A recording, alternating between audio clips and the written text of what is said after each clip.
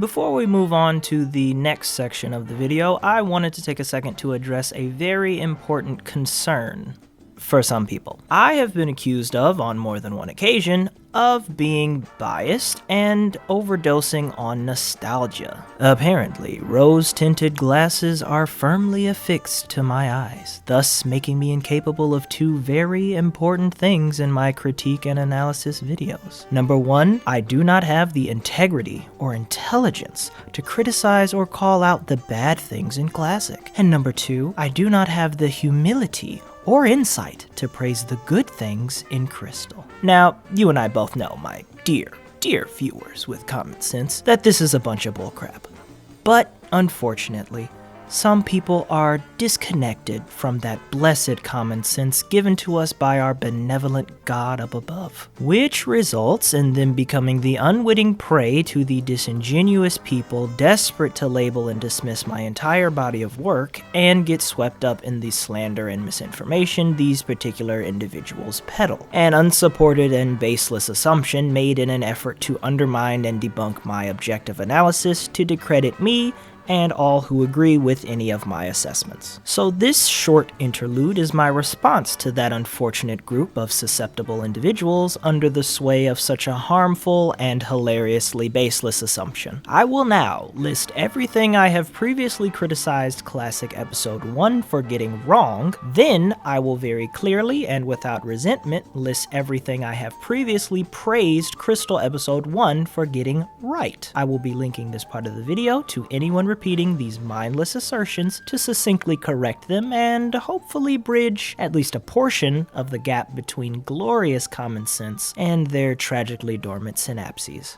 Work smarter, not harder, and all that. So, Classic Episode 1's flaws. Number 1, the opening exposition is clunky and unnecessary.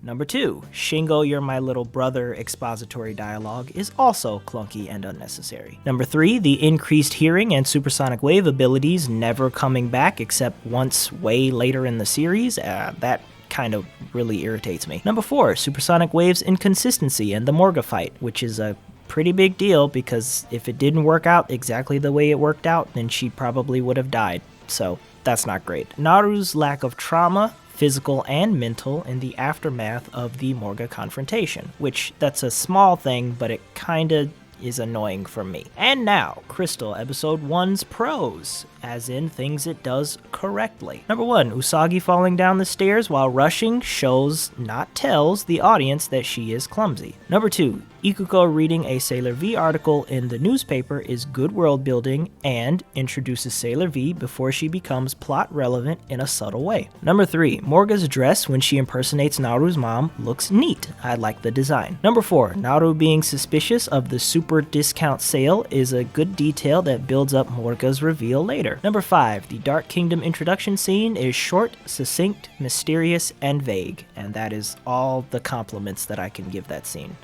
Truly. Number 6, camera angles and shot composition of the ceiling light and Usagi's desk in her room is great. Those were good choices. Number 7, set design of Usagi's bed being messy and unmade before she falls into it lazily is fantastic support of her characterization as lazy and irresponsible. Again, showing and not telling. Number 8, Usagi running around in a circle to avoid getting hit by the Mind Slave while Luna fusses at her is good comedy while maintaining the overall dread and horror of the moment. Number 9, everything to do with the supersonic waves is perfect, unlike Classic's portrayal of the attack. So there you go, it's perfect. That is one thing I can definitively say that Crystal got perfectly right. Number 10, Morga's death animation is creepy, gruesome, and creative. Number 11, Naru being expressive when recounting the Morga confrontation is a nice change of pace. Even if it doesn't slot in quite as well, it's still a nice change of pace. I was glad to see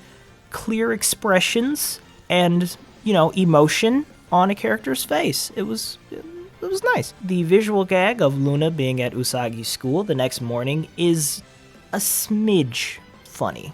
It's not hilarious, but it did get a little smirk out of me. So I'll give you that one, Crystal.